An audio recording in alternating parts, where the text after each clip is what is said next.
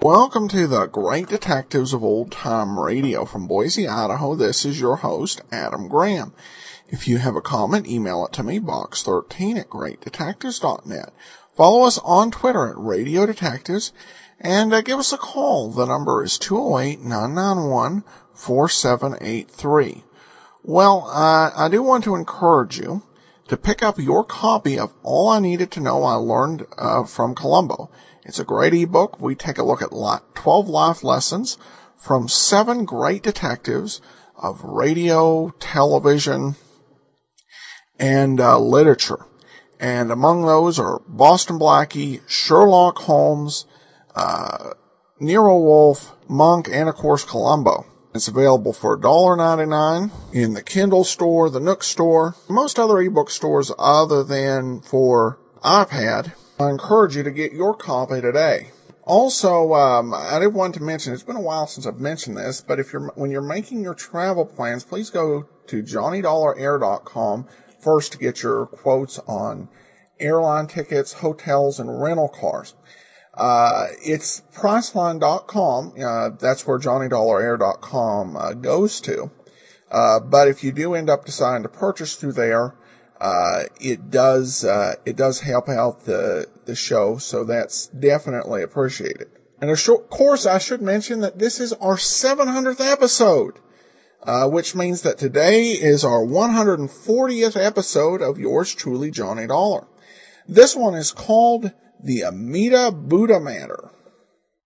Refreshing, delicious treat that gives you chewing enjoyment presents for your listening enjoyment John Lund as Johnny Dollar. Handling Conrad, Johnny. Oh, how are you, Mr. Conrad? Fine. Are you employed? Not at the moment. How about catching the next plane for Los Angeles? All right. What is it? We insure a Mr. William McEdwards. His home burnt down last night and he was killed in the fire. Who do I see? C.H. Anderson, Beverly Hills Chief of Police. All right, I'll call the airport and make a reservation.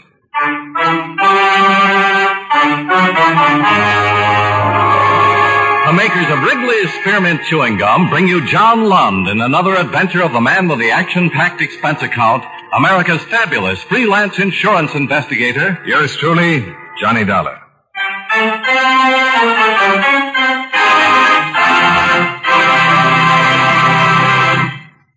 Friends, the makers of Wrigley's Spearmint Chewing Gum present these weekly adventures of Johnny Dollar because they know that millions of you enjoy Johnny Dollar. That's true of Wrigley's Spearmint Chewing Gum, too. It's enjoyed by millions, day in and day out. People find that chewing on a smooth, delicious piece of Wrigley's Spearmint Gum somehow makes time pass more pleasantly. Whether you're working, driving, shopping, or just taking things easy, that good, tasty chewing gives you enjoyment and satisfaction. So always keep a package of Wrigley's Spearmint Chewing Gum handy. And whenever you want a refreshing, delicious treat, chew a stick. You'll like it. You really will.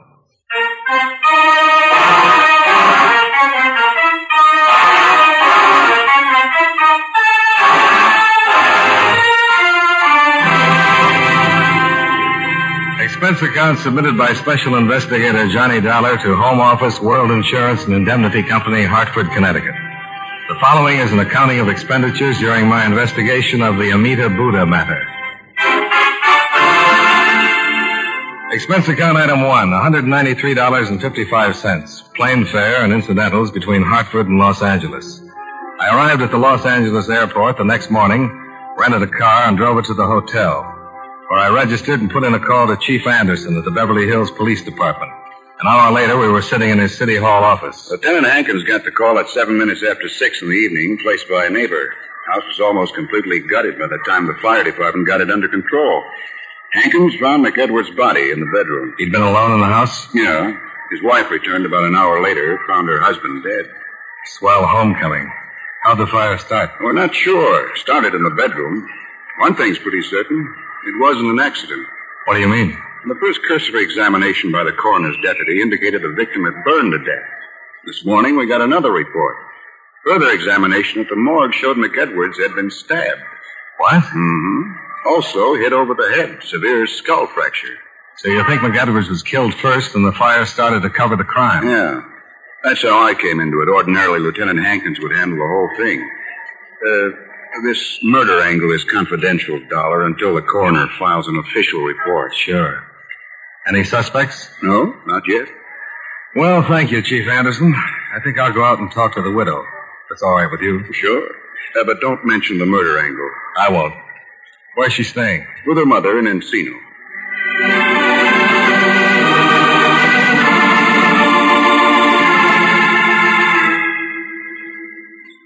Yes?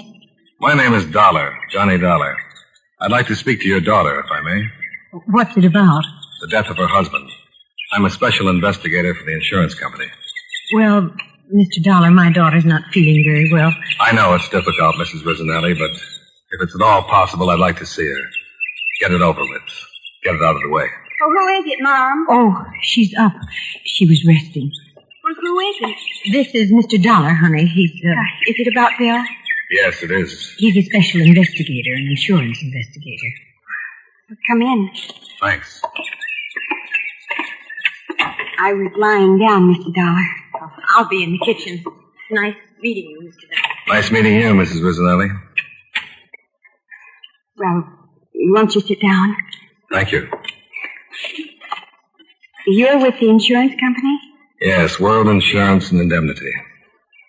How can I help? Just answer some questions. I'm sure you've had your fill of answering questions by now. All right.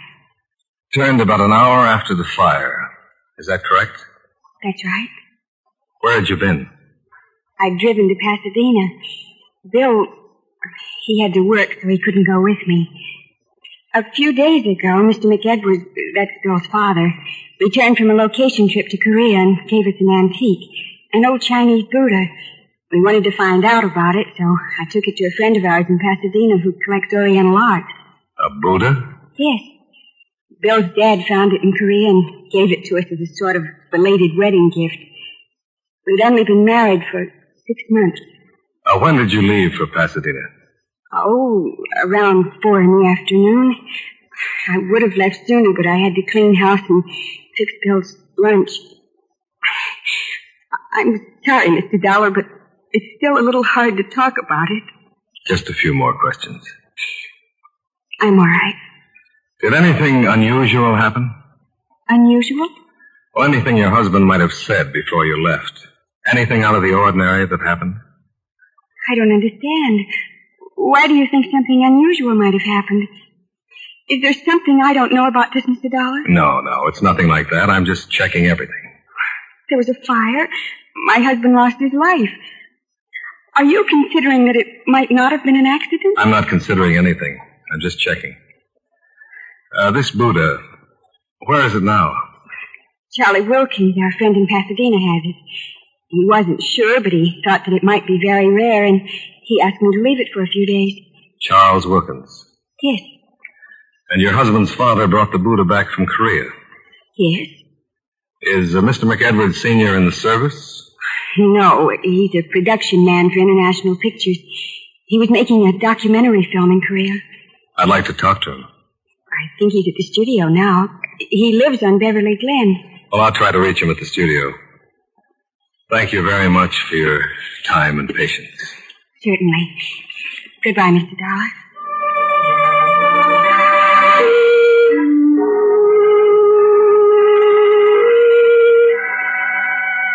I left the attractive Valley home and drove back to the hotel, where I put in a call to International Studios for John McEdwards, the victim's father. His secretary told me he was at home, but that she'd deliver my message and have him call me. In about 5 minutes, McEdwards called, and I made an appointment to see him. I drove out Sunset toward Westwood Village and turned north on Beverly Glen. John McEdwards lived in a small house in the middle of a lot of acreage. The reason for the acreage met me at the high gate. Four giant Great Danes faced me behind the steel fence. Their owner, a tall, wiry, middle-aged man, bounded down the steps of the house and ordered his animals to be silenced. Easy. Come on. You, Mr. Dollar? Yeah. Be with you in a minute. Come on. Get over there. Come on, boy. Come on. Come on in, Mr. Dollar. Wouldn't it be just as well if we talked out here? They won't hurt you. Come on in. Now, easy. Well, Easy. nice doggy. They're all right. Just as friendly as they can be. Well, by gosh, they are. I'm McEdwards. Glad to know you, Mr. McEdwards. Oh, easy, boy. I'm just shaking his hand. Come on into the house. Fine. Sure hate to run into that pack if you weren't around. They wouldn't do anything unless maybe you tried to break in the house or something. There's an article in the paper not too long ago about some guy trying to break in the house. The owner's Great Dane spotted him going in the window and broke his neck. Broke his neck? Yeah. No, Samson, you stay out. Samson? Yeah. Samson, Delilah, Cleopatra. I call her Patty. And the Duchess. Sit down. Thanks. The Duchess is the mother. She threw 12 her first litter. I kept 3. Well, you didn't come here to talk about dogs. Can I get your beer? No, thanks. You want to talk about Bill? Yes. Wonderful boy. Terrible thing. I'm just trying to keep busy and not think about it. It's pretty tough. You raise a boy and see him through all these years. Yes, sir. What do you want to talk about?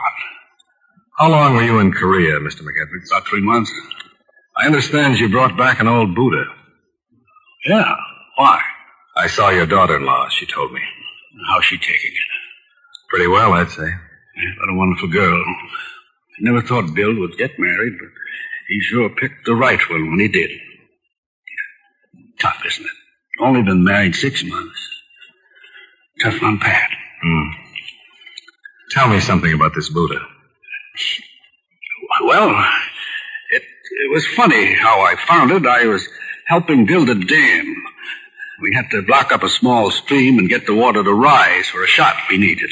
I was digging up some rocks a few yards away from the road, and I uncovered the old Buddha. It was in a box. Nice, neat hole.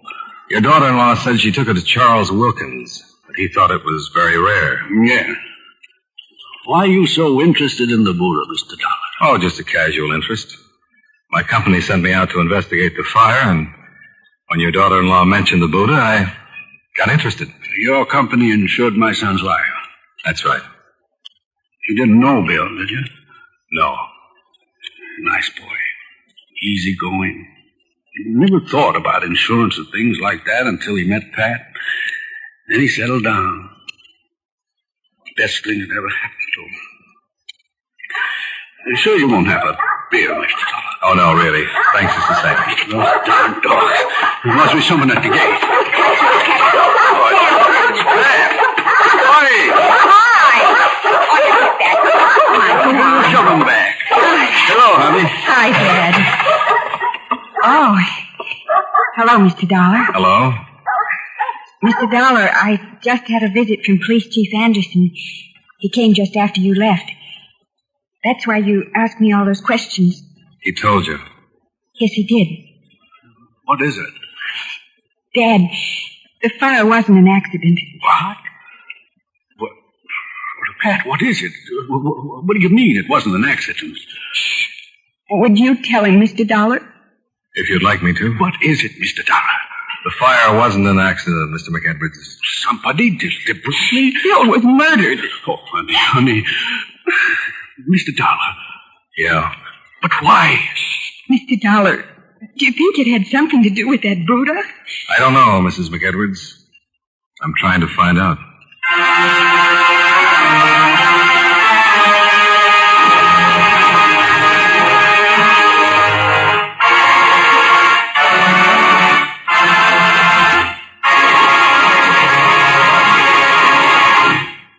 Friends, Wrigley's Spearmint Chewing Gum is a refreshing, delicious treat you can enjoy just about any time. Even when you're busy working, you can slip a stick of Wrigley's Spearmint in your mouth and enjoy that pleasant chewing. The lively, full-bodied spearmint flavor cools your mouth and freshens your taste. The good, smooth chewing helps relieve pent-up tension, gives you satisfaction. As a result, you seem to feel more relaxed and get more enjoyment out of what you're doing. So enjoy chewing Wrigley's Spearmint Gum while you work and at other times, too. Get a few packages next time you're at the store. That's Wrigley's Spearmint Chewing Gum. Healthful, refreshing, delicious. And now, with our star, John Lund, we bring you the second act of Yours Truly, Johnny Dollar.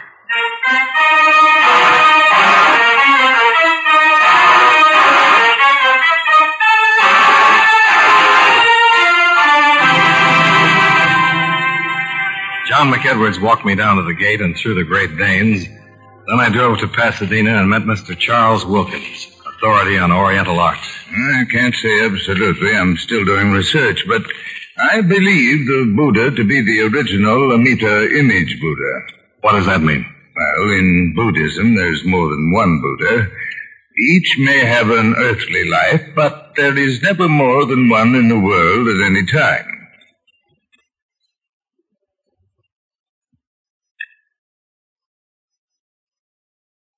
In the system of Buddhism, there are 300 million Buddhas.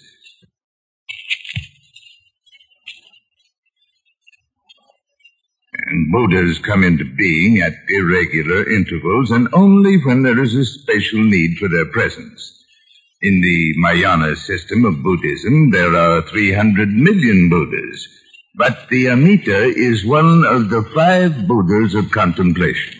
And the Buddha Mr. McEdwards found is the original Amida? I'm almost positive that it is. I believe its origin dates back to sometime around 200 B.C. What would you say it's worth? Well, that would depend. To a responsible collector, really no way of telling. Well, let's say you were a wealthy, responsible collector, Mr. Wilkins. Let's just say responsible. How much would you pay for the original Amida Buddha? Well, if I could buy it for, say, 150, maybe 200,000. $200,000? I would be getting a bargain. I would go as high as $500,000 if I had the money. Well, Mr. Wilkins, thank you.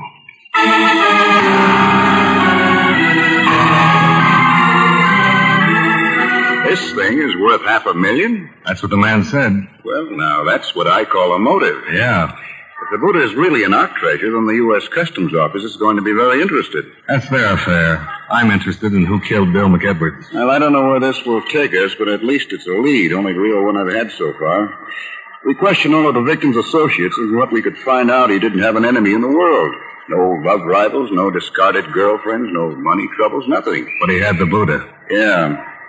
Question is, who knew he had it, besides his wife and father? Well, how about the location troupe old man McEdwards was with in Korea?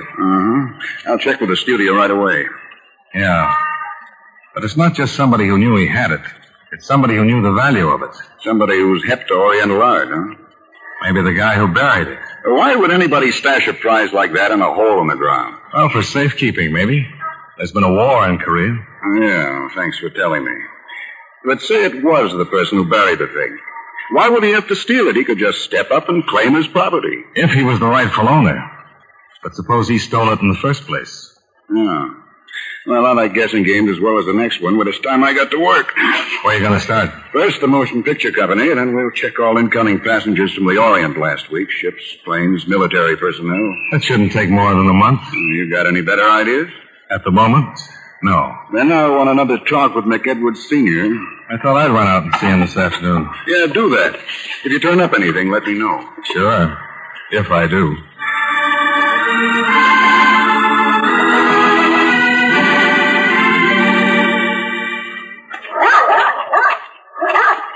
Come in, Mr. Dollar. I was just finishing some dinner. Oh, I'm sorry. No, don't be silly.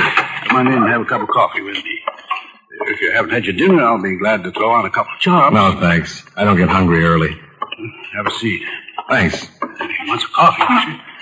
Yeah, that'll be fine. Ain't not much of a bachelor. Wife died 3 years ago, and I still haven't got used to doing things like cooking, keeping house. Usually eat out. You take cream or sugar? Black is fine. Pat was in a pretty bad way after you left, but she finally came around all right. That's tough. Yeah, it is. I wanted to talk some more about... No time. Excuse me. Hello? Oh, yes, hello, dear. Yes, she worked. She hasn't. Well, she left here about, I'd say about 5:30, maybe 5:45. Well, she might have stopped off someplace. No, don't worry about it. No, she was just fine when she left. Oh, sure. I'm all right, dear. Sure. I'm bye. Honey. That was Pat's mother. She isn't home yet. When did she leave here? About 2 hours ago. Well, we're all on edge. Oh, I don't think there's anything to worry about. No. She's taking it pretty well. When she left, she was fine.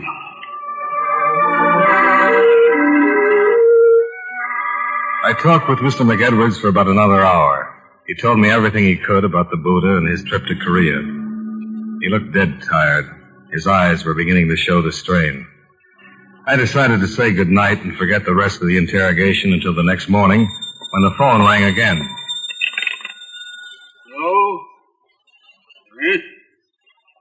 What? I'm sorry, I didn't... Yes, that's right. Yes. But wait. Hello.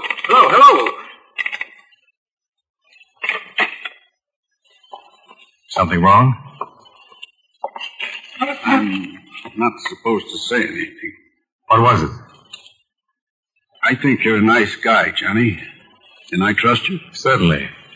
They said not to tell anyone, but I've got to trust someone. I can't think for myself. Too much has happened. You won't take this to the police. I can't promise that. Well, I don't think you will after I tell you. I don't know who that was on the phone, but it was some guy, and he said they've got Pat. What do you mean they've got Pat? Kidnapped. Now look, exactly what was said. Good gosh, you read about things like this, but you never think they're going to happen. Now take it easy. Oh, I'm all right. I just haven't had much sleep. I can't think straight. Now the man that called. He said he had Pat, that she was all right for me not to say anything to anyone, or she'd get hurt. He said for me to get the Buddha. And that is it. They said to get it, and they'd see that Pat was returned home safely. What did they say to do with it? Just to get it, they'd contact me. What are you going to do? Get the Buddha. Wait a minute. Let me go.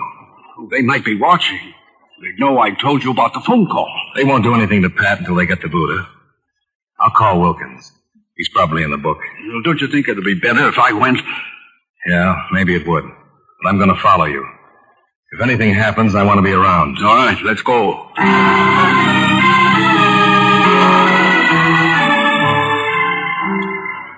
Wilkins turned over the Buddha while I waited outside his house, watching for anyone who might have followed. The drive back to McEdwards' home was uneventful. No single car stayed with us for any length of time from the freeway to Beverly Glen. While McEdwards opened the gates and drove his car into the garage, I parked in a secluded spot some 50 yards away from the house and walked back, where I met McEdwards at the foot of the front steps. You think you were followed?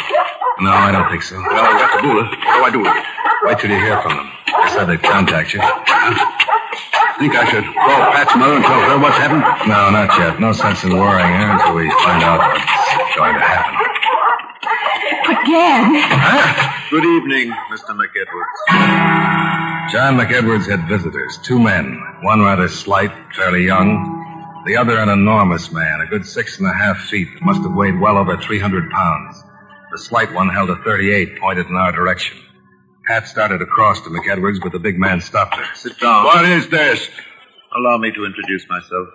Alan Sutka. And this is my friend, Don Roach. We've come for the Buddha. I let him in with my key, Dad. I had to. It's okay. Who's your friend, Mr. McEdwards? Yes, I warned you not to confide in anyone. This is Mr. Dollar. He's just an old friend. How unfortunate for Mr. Dollar. You've gone to a lot of trouble to get this Buddha. Indeed, I had. Nearly 5 years, to be exact. Now, what is your interest in this matter, Mr. Dollar? Purely professional. Are you a policeman? Not quite. I see. Mr. McEdwards isn't responsible for my getting mixed up in this. I was here when you called and forced him into telling me. As I said before, most unfortunate. Now, Mr. McEdwards, I'll take the Buddha. Not yet, you won't. Oh? Perhaps you don't understand. Yeah, that's it exactly. Which one of you bums killed my son? Killed your son. He was killed, Sutker.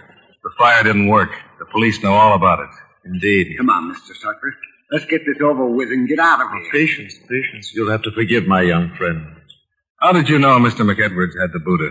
Its discovery made the Tokyo papers. I did some checking, found out when Mr. McEdwards was returning to the States, flew here to meet him. Why'd you kill my son? I don't mind telling you. Under the circumstances, I cannot afford to let any of you live. Your son discovered Roach here in the act of burglarizing his home. He protested too much. Roach had to kill him. It wasn't premeditated. We assumed the Buddha was in the house. We knew that Mr. McEdwards here had delivered it to his son the night before. Why, you...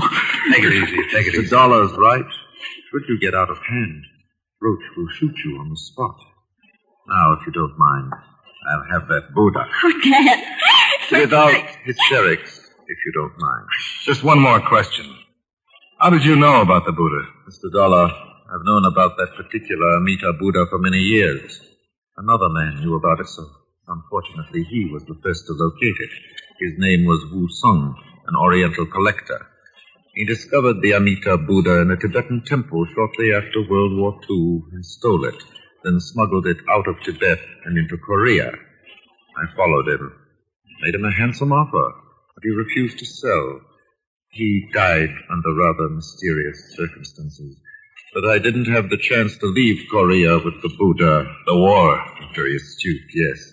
The communists suddenly attacked, and there was absolutely no way I could get the Buddha out of the country without someone discovering it. So you buried it. A few hundred yards from Wu Sung's home. I imagine the house has long since vanished from the face of the earth. I bided my time in Tokyo, waiting for hostilities to cease. But as fate will have it, Mr. McEdwards uncovered my prize. Mr. Sucker, you talk too much. I enjoy it, Roach. And after all, what good will the information be to our friends? Come on, let's get the Buddha. Yes. Now, Mr. McEdwards, you will either turn over the Buddha, or Roach will kill you immediately. Give it to him. Here. Thank you. Now, if you'll all lead the way down into the yard, we'll proceed to my car and take a short trip. Oh, Dad. It's all right, honey. Now, if you please. Beautiful animals, Mr. McEdwards. Glad they were penned up when they arrived. They could have caused no havoc. They still can. McEdwards had belted the big boy right in his enormous middle. Roach stepped in and swung his gun. As McEdwards dropped, the dogs, penned in behind the tall fences, went crazy. Samson, the big male, went over the 10-foot fence like he wasn't even there. Before I knew it, I was up to my elbows in great pain. Jimmy, let him go.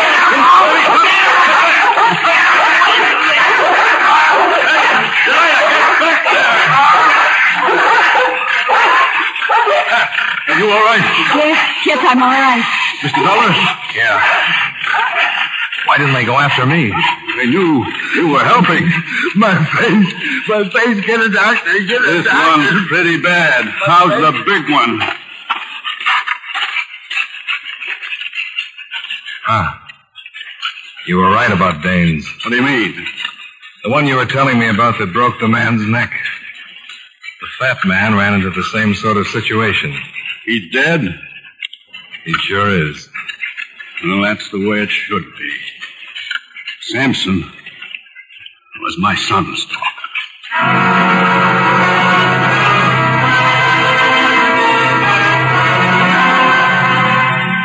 Expense account item 2. $33.85 hotel bill. Item 3 and 4, $299.75. Car rental, plane fare, and incidentals back to Hartford. Expense account total, $527.15. Yours truly, Johnny Dollar.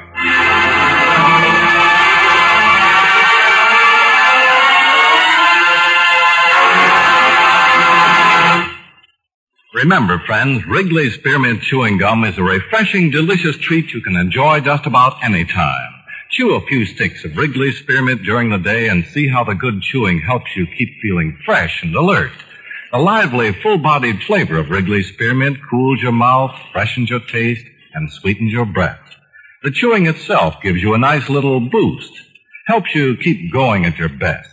Millions of people get real chewing enjoyment out of Wrigley's Spearmint Gum every day, and we know that you'll enjoy it, too. Get a few packages and always keep some handy. That's Wrigley's Spearmint Chewing Gum. Healthful, refreshing, delicious.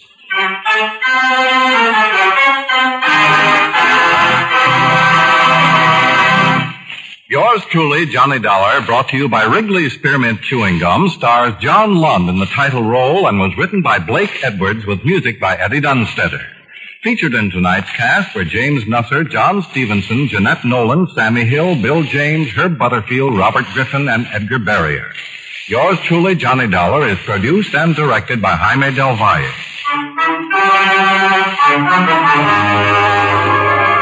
The makers of Wrigley's Spearmint Chewing Gum hope you enjoyed tonight's story of Johnny Dollar and that you're enjoying delicious Wrigley's Spearmint Gum every day. This is Charles Lyon, inviting you to join us again next week at this same time when from Hollywood, John Lund returns as Yours truly, Johnny Dollar.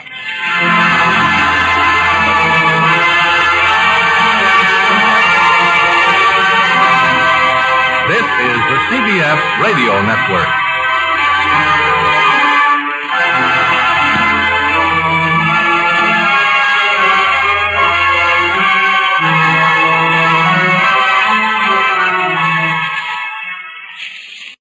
Welcome back. Well, this one is kind of a difficult episode. There are about 3 different names out there. Those for this particular episode, those who, didn't even try, called it the Anita Buddha Matter, ANITA. However, even if you do care, it's kind of hard, because there's Amida, which this is, and then there's also a concept, type of, in Buddhism, of a mitra. I went with Amida because that's on the file, and that seemed to make sense based on what I looked up briefly in terms of what the story was talking about. So I think I got that right. Well, of course, as I mentioned, this is the 700th episode. That means we have a special show coming up tomorrow, and indeed we do. The episode is Captain Carey USA, and it features a very rare radio performance by Mr. Charlton Heston. So join us for Captain Carey USA tomorrow. We turn now to some additional listener comments and feedback. From Podcast Alley, Rosh says, love listening to your program, especially Johnny Dollar, but I like the other programs as well, Rogues Gallery and Candy Matson. And Brad says, thank you so much for providing this great programming. It really makes my workday go by blissfully. Well, I'm glad you're enjoying it, Brad. And that will actually do it for today.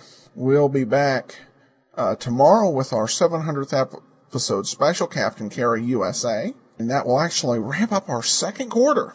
So I hope you will enjoy that. And then Monday, it's Barry Craig, Confidential Investigator. And Friday, join us back here for yours truly, Johnny Dollar. In the meanwhile, send your comments to box13@greatdetectives.net. Follow us on Twitter at Radio Detectives. And call us 208-991-4783. From Boise, Idaho, this is your host, Adam Graham, signing off.